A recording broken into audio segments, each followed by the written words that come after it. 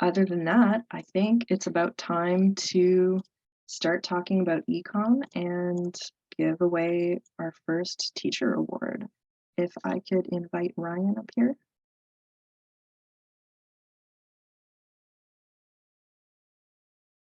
Hello, good morning, everybody. Can you see me and hear me okay? Great. Let me get all queued up here. What about now? Another successful screen share from across the country? Woohoo! All right. Good morning, everybody. My name is Ryan Benson, and I am EECOM most northern and western member, though that map was very cool. I'm not the most northern or western member of this conference. Hello, Eastern Canada, Central Canada, and Nunavut as well. I saw that's awesome. I work for the Department of Environment and have taken over on the EECOM board from my predecessor, who was one of the founding members and a member of the board for 30 years. So EECOM, go to eecom.org and add it to your list of extensive bookmarks that you're going to get from this conference. But as Zomi said, we're a national bilingual and charitable network, and we strive to promote environmental literacy and stewardship through action. Part of that is honoring the legacy of those that came before us, people like Remy Rodden, who was my predecessor, and part of it is being a bit of a hub like we are trying to be now across this big C to C to C country and bring people together for really fun things like that.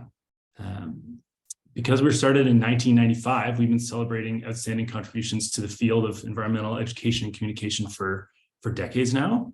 Our somewhat grassroots beginning in the environmental movement have led us all collectively, here we are, to this huge community across Canada. And it's an honor and a lot of fun to present 8 awards annually to deserving individuals and organizations. I get to do 2 of those, and you'll meet some more board members throughout the conference as we roll through the other 8. We weigh all of these nominees to determine the winners based on 5 categories. So we have commitment to the advancement of environmental education and communication, impact as a tangible and potentially long-lasting agent of change, collaboration through work with individuals, organizations, and communities, mentorship through fostering understanding, ethics, skills, and actions in others, and innovation by displaying courage and originality in the design and development of environmental education and communication resources. Like I said, go to eecom.org and add that to your list of bookmarks.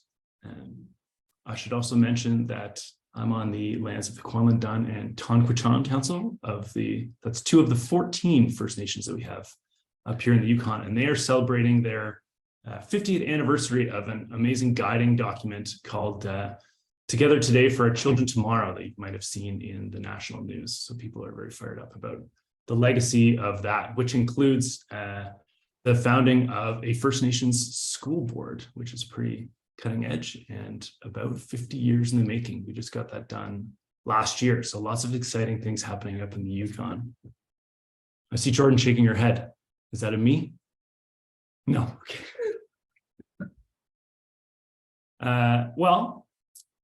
You're going to see some banners in a few minutes as I go through here, and these are local things, but our award-winning banner is from Mount Carlton, you guessed it, Mount Carlton Provincial Park, the highest peak in New Brunswick. Some of you local Maritimers would know this, but for the rest of us, it was pretty cool to see. Thanks to New Brunswick Tourism for that photo. And without further ado, why don't I present our first award, which is our outstanding organization, which is Students on Ice. And I'm going to take a sip of coffee here, and you should all be snacking and enjoying your lunch potentially out east. This is a mouthful. Both of these awards are a mouthful because these organizations and individuals are amazing. So bear with me as I regale you with all of their amazing accomplishments. So Students on Ice was founded in 2000, and it inspires a connection and empowers leadership for a sustainable future. Their mission is to foster globally minded leaders by immersing youth in transformative experiential learning environments and collaborative cross-cultural journeys. Every year, SOI organizes one or more environmental expeditions in the Arctic or Antarctic. You might see a link pop up in the chat as we do this as well. Another bookmark to add. Pretty amazing website and amazing visuals from Students on Ice. Their core identity can be traced to these expeditions and their efforts to connect people to nature. In recent years, Students on Ice has evolved to include numerous programs that amplify their impact on youth and the polar regions. Hands-on experience, diversity, and collaboration are critical to the environmental education and communication work Students on Ice does. SOI for short, their immersive journeys to the polar regions give youth the knowledge and leadership skills they need to address the most urgent issues of our time. Guided by a team of scientists, elders, educators, visionary leaders, participants engage in intergenerational learning about the Arctic and Antarctic. Together, they learn from one another while developing a deeper understanding of these important regions, their histories and complexities, and foster commitment to climate action, building healthy communities, and environmental stewardship.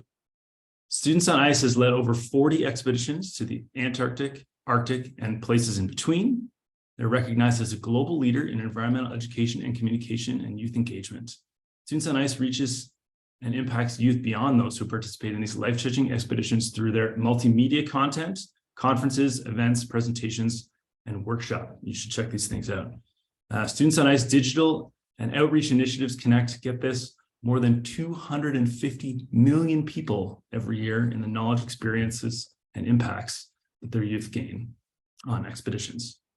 Students on Ice believes in providing opportunities to a diverse group of deserving youth. This means doing what they can to remove financial barriers. Most expedition participants are now fully funded. They're very excited about that. Students on Ice bring youth from around the world together, including many Indigenous youth.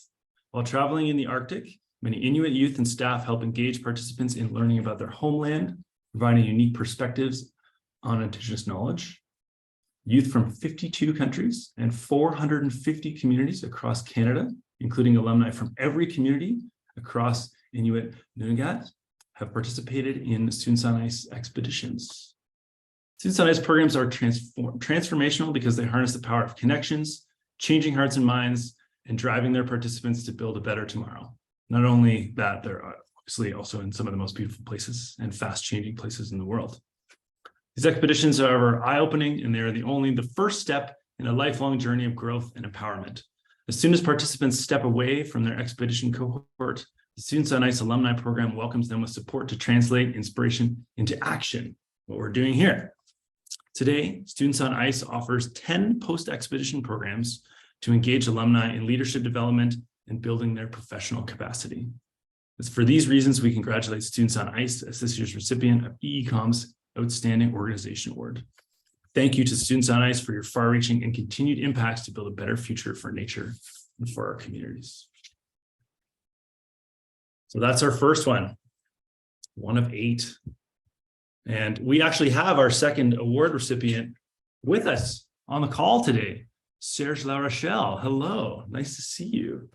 I saw you earlier, now I can't see you as I scroll down in the chat. I'm going to find you so I can read this to you. Give us a wave, Serge.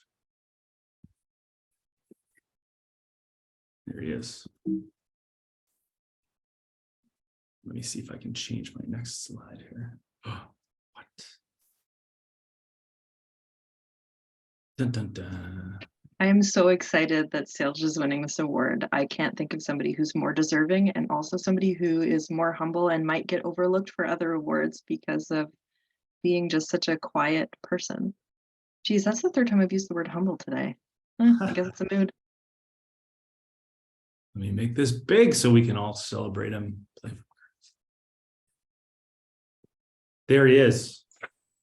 Okay. We're glad you're here with us today. That's exciting.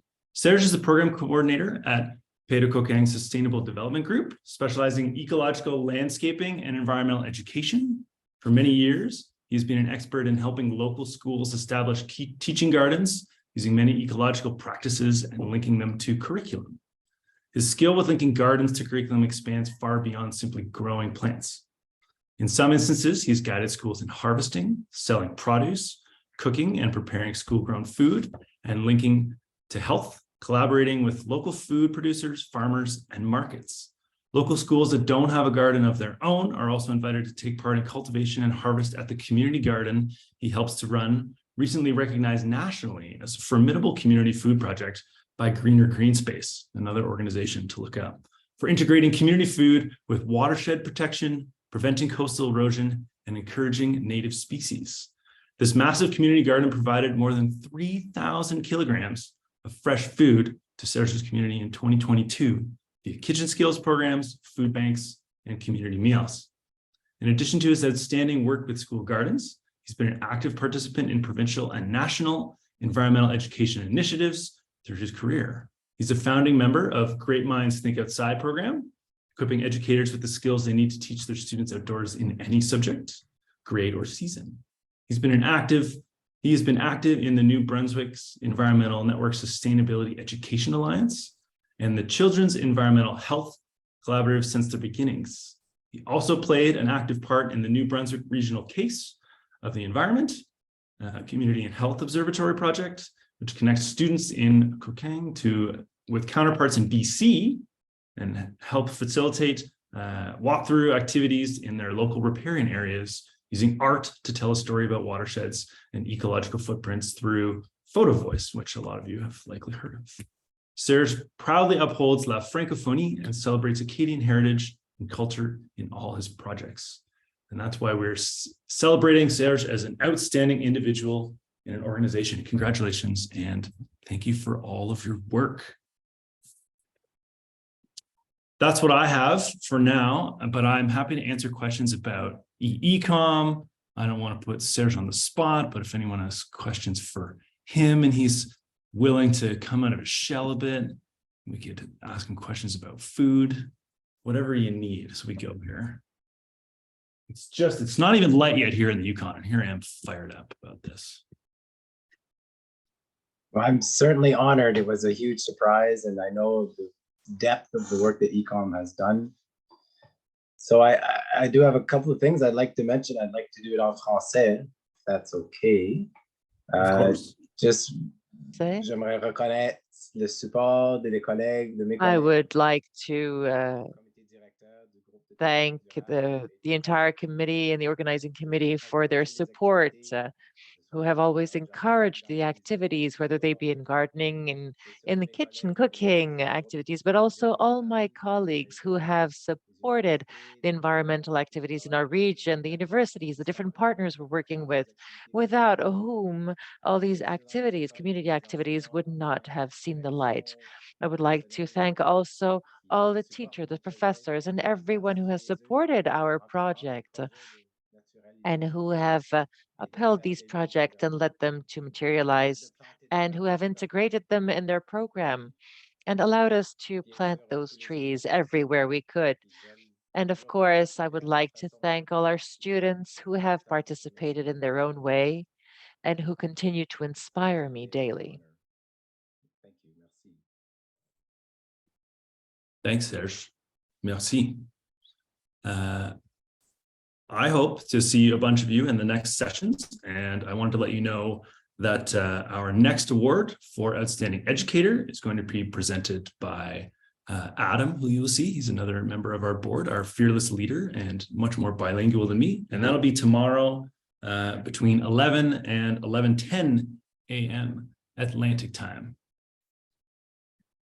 Back over to Zomi and Jordan, or if anyone else has questions about EECOM or conference doings or pro tips for navigating this amazing online system that's been set up, let us know.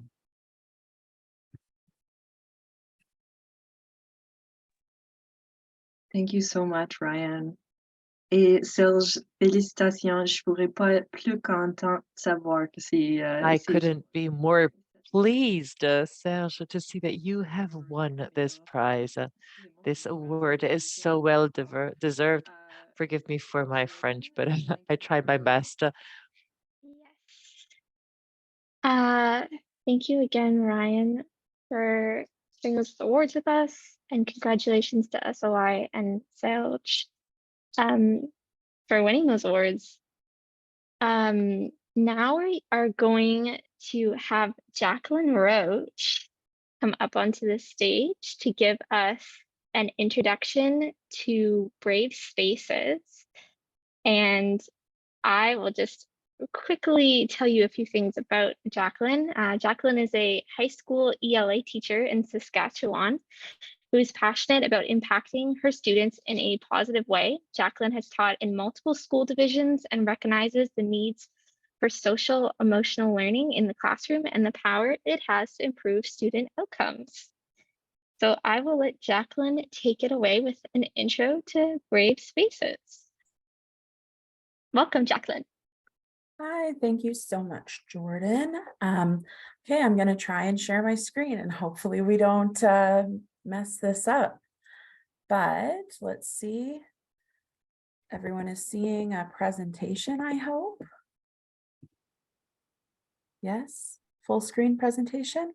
Yes, we can see it. Excellent. That's what I want to hear. Okay, awesome. So hello, everyone. Welcome to the conference. I am so excited and honored to be here today, sharing this virtual space with you.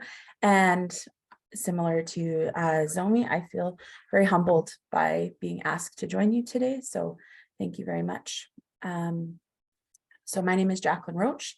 I use she, her pronouns. As Jordan said, I'm a teacher in so-called Saskatchewan, and I teach grade 10 to 12 English language arts and grade 2 to 5 literacy intervention. So that's what it's like teaching in a small town when I get to teach the big kids and the little ones. I come to you, like I said, from so-called Saskatchewan. I come from Treaty 4 territory, which I've recently learned is actually one of the most decimated ecosystems in the world.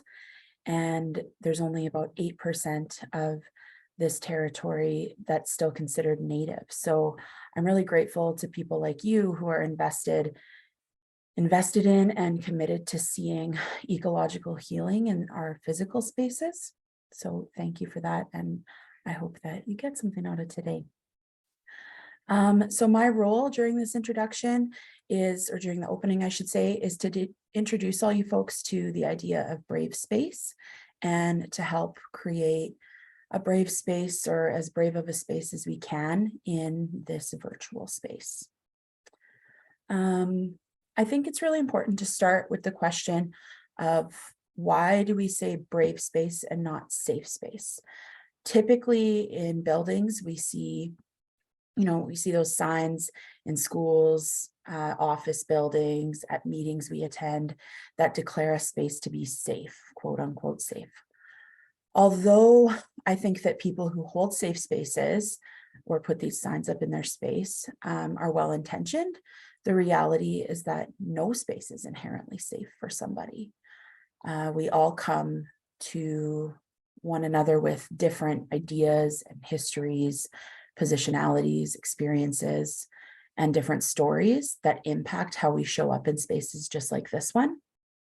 And because of that, there are bound to be people in those spaces that go against our systems of belief and make us feel unsafe just by being present. And this is especially true in a school setting. We know that there's no way that every student comes into a classroom, even if it has the really pretty safe space sign on the door, feeling safe with all of their peers. So instead, we choose a brave space where we might not always feel safe, but we can feel brave and we can have courage and make mistakes and disagree and believe in one another. So according to Victoria D. Stubbs, there are 6 pillars to holding a brave space. So the first pillar is vulnerability. So I could go on and on about the importance of vulnerability in our interactions with other people, in our roles as educators, learners, thinkers, friends, partners, parents, etc. But that is a whole other conversation, and I don't think I can get through it in 20 minutes. The 20 minutes that I've been given here, oopsies, that shouldn't have happened. There we go. And anyway, in terms of brave space, vulnerability means that we come to these spaces, in our case, this virtual space. There's uncertainty, and we are putting ourselves and our hearts at risk for hurt, and we are exposing ourselves emotionally. Social and ecological justice work requires heart, and brave work requires that we open our hearts and accept that we might get hurt, we might be let down, but we can do the hard things and we can be open and vulnerable anyway.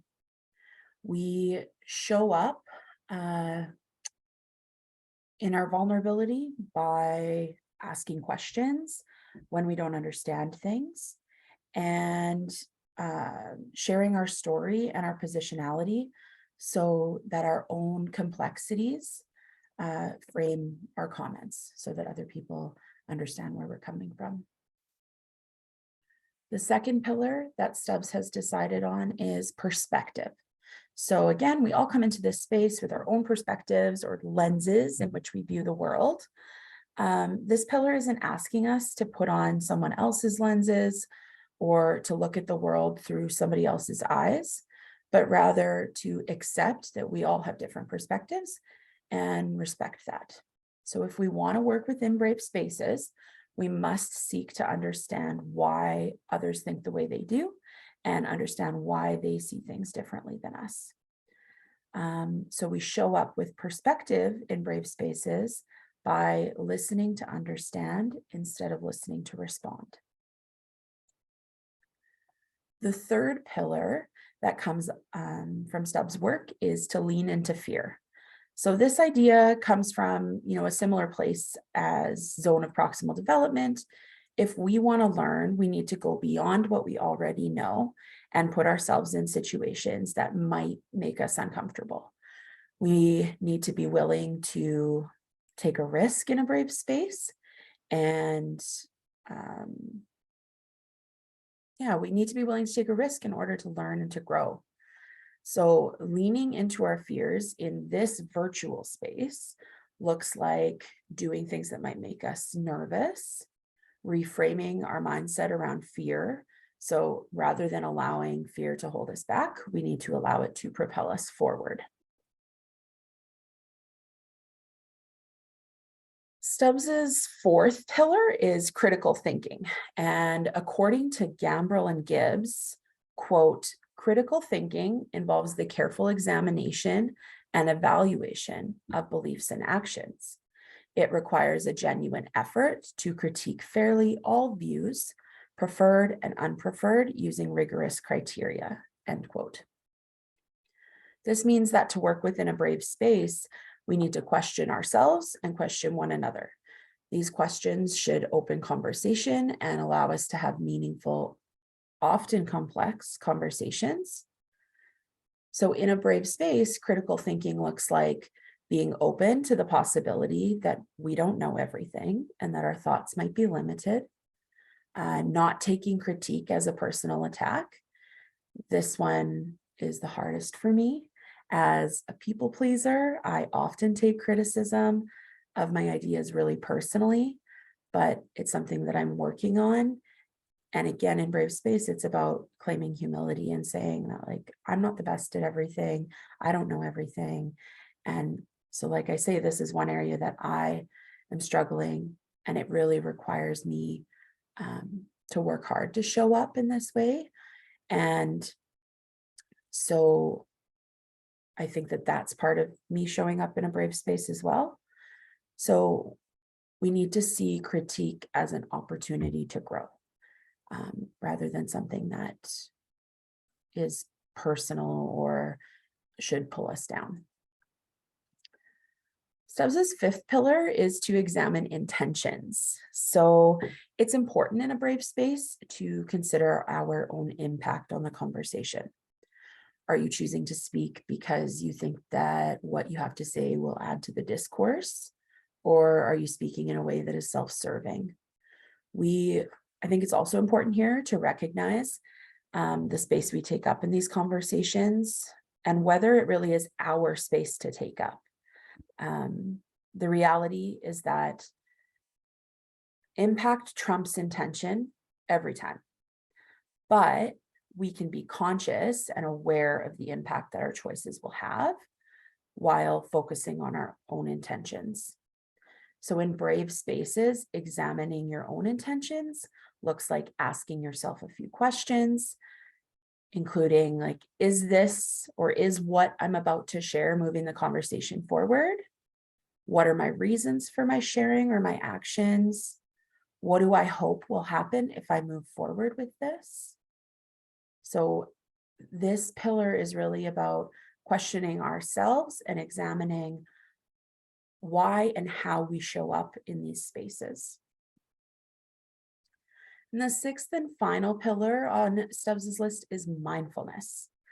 I feel like mindfulness has started to become one of those words that gets tossed around a lot and has started to lose some of its meaning.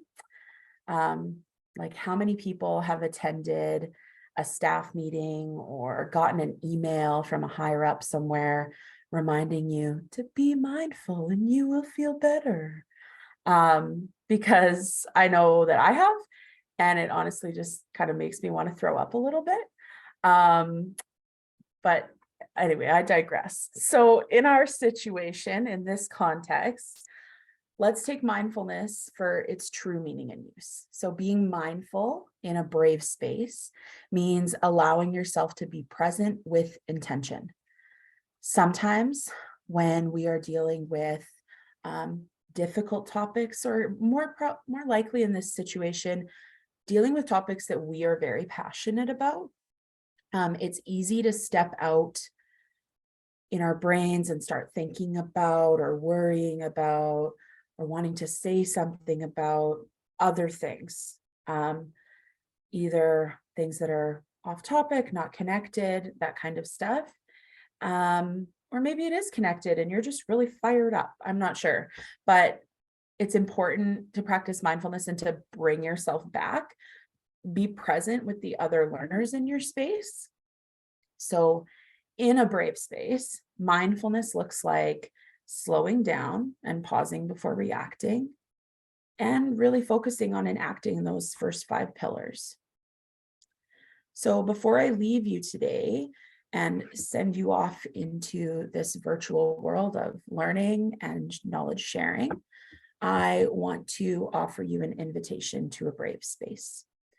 This poem is written by Mickey Scott Bay Jones, and actually originally was written by Beth Strano. And if you ever choose to use this poem in your own space or your own meetings or context, I recommend doing a little bit of research on it, because there is a little bit of controversy over this poem and who owns it and who took it. So I do think that that's an important piece to mention here. Anyway, an invitation to brave space. Together, we will create brave space, because there's no such thing as safe space. We exist in the real world. We all carry scars and all caused wounds. In this space, we seek to turn down the volume of the outside world. We amplify voices that fight to be heard elsewhere. We call each other to more truth and love. We have the right to start somewhere and continue to grow. We have the responsibility to examine what we think we know. We will not be perfect. It will not always be what we wish it to be, but it will be our brave space together, and we will work on it side by side. Thank you so much, everybody. I hope you have an excellent conference. Take care. Thank you so much, Jaclyn, for giving us that great overview of brave spaces